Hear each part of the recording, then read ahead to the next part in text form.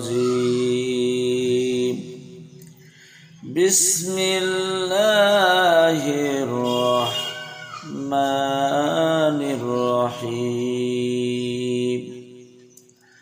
قلنا يا نار كوني بردا سلاما على إبراهيم সমস্ত তারিফ, সমস্ত গুণগান, সমস্ত আরাধনা সেই মহান আল্লাহর জন্য।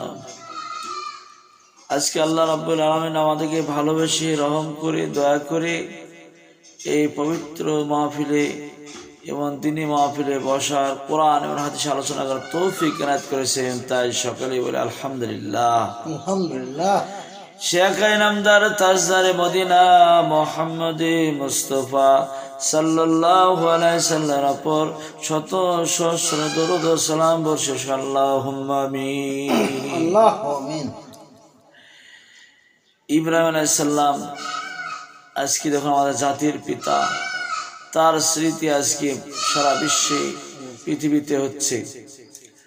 ইব্রাহিম আলাইহিস সালাম যখন ধর্মের প্রচার শুরু করলো, তখন বলল তোমরা দেব দেবতার পূজা তোমরা করিও না, তোমরা এক আল্লাহকে তোমরা মানো,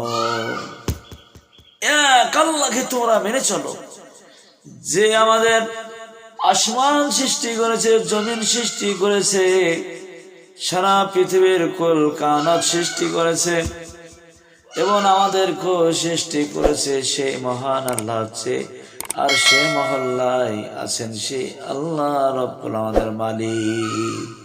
তার উপাসনা তোমরা করো, তার ইবাদত করো, তার বন্দি করো।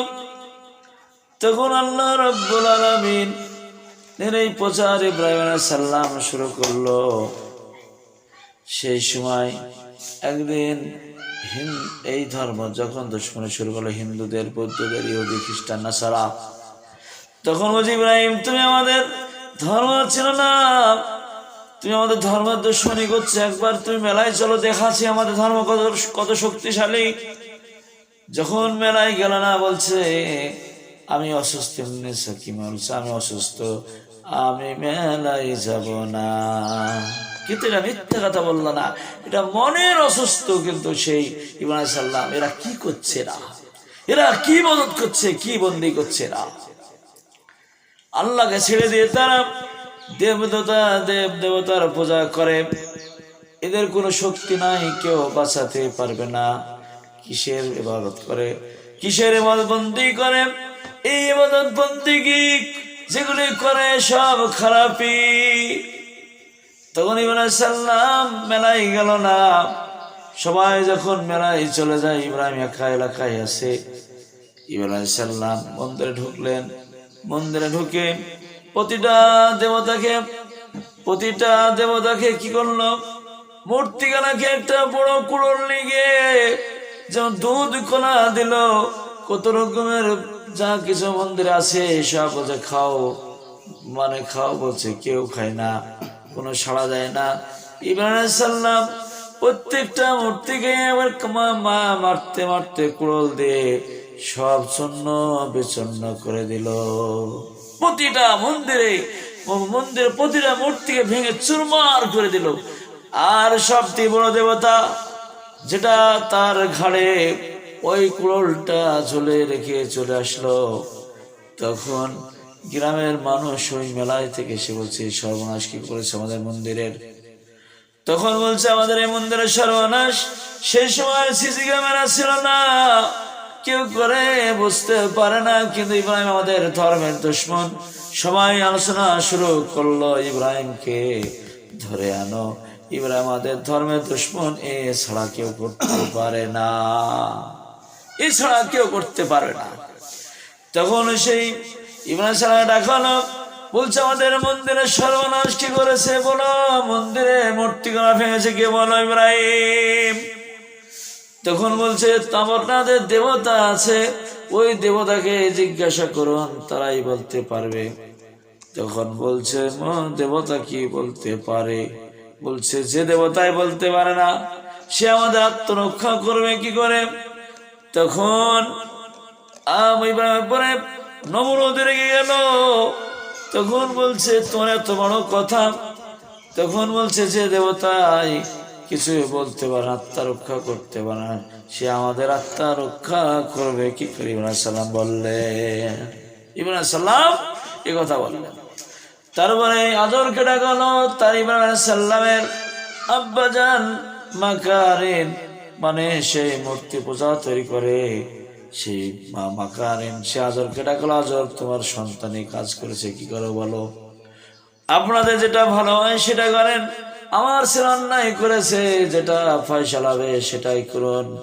কিন্তু বাপ ইব্রাহিমের জন্য একটু বললো না, আমার ছেলে অন্যায় করেছে, ভুল করেছে, তোমরা ক্ষমা করে দাও।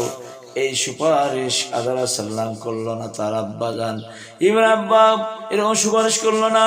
তখন আল্লাহ পাকের কাছে ফরিয়াদ করলো, ইন্নী ওয়াজ্জাহতু ওয়াজহিয়া লিল্লাযী ফাতারাস সামাওয়াতি ওয়াল আরদা হানিফাও ওয়া মা আনা মিনাল মুশরিকিন।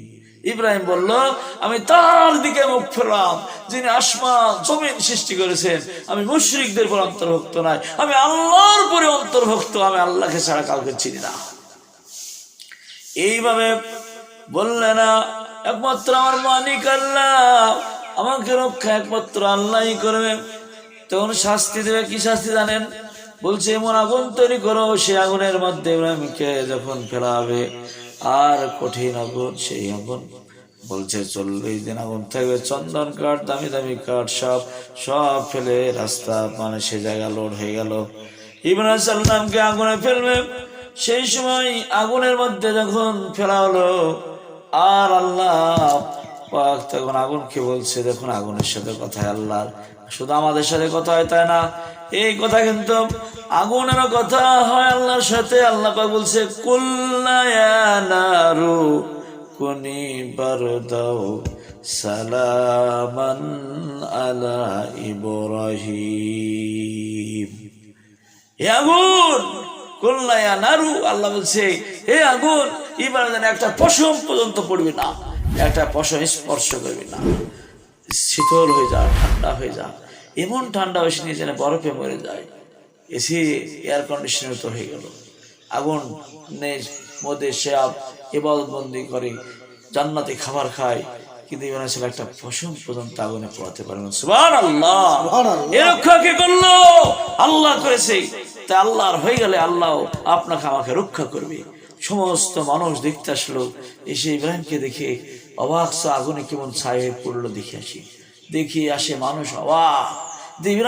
আগুনে পড়েনি, আগুনে পড়ে ফেলার শক্তি, আগুনে শেষ করে দেয়, আগুনে ভস্য করে দেয়, সারা পৃথিবী পুড়ে ছাই করে দেয়, আর আগুনে ইব্রাহিমের একটা চুল পর্যন্ত পথ পারেনি। তার আশ্চর্য হয়ে গেল, এর মালিক হচ্ছে আল্লাহ আছে, এ আল্লাহ মালিক আছে।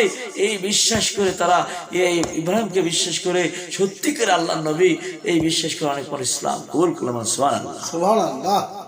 এই জন্য ইব্রাহিম সাল্লামকে আগুনও বাঁচিয়েছে। আরো বড় ঘটনা আছে, কিভাবে আল্লাহ মশা দিয়ে বাঁচিয়েছে, নমরুদকে কিভাবে ধ্বংস করবে, সেসব ঘটনা আরো অন্যদিন বলবেন ইনশাআল্লাহ নেক্সটে। তাই আল্লাহ পাকে এইভাবে আল্লাহর হয়ে গেল, আল্লাহ আপনাদেরকে আমাদেরকে সকলকে এইভাবে বাঁচাবে। এই জন্য আমরা আগুনে পুড়ে ফেরায় শেষ করে দেয়, কিন্তু আগুনে আল্লাহকে আল্লাহ একটা পশম পর্যন্ত ইব্রাহিম পড়েনি। এই হেফাজত কে করেছে? একমাত্র মহান আল্লাহ। তাই আপনাদের আমাদেরকে আল্লাহ হেফাজত করবে, আপনাদের আমাদের বালা মুসিবত দূর করবে, রক্ষা করবে। আল্লাহ ছাড়া কেউ বাঁচাতে পারবে না। তাই আল্লাহ আমাদের প্রশাসনিক, আল্লাহ আমাদের প্রশাসন, আমাদের রক্ষক, আমাদের রক্ষা করলে একমাত্র আল্লাহই করবে। তাই আল্লাহর কাছে আমরা দোয়া করবো। এবার 5 টাইম নামাজ পড়বো ইনশাআল্লাহ। এবার আমার সংক্ষেপ শেষ করলাম। আমার আসসালামু আলাইকুম ওয়া রাহমাতুল্লাহি ওয়া বারাকাতুহু।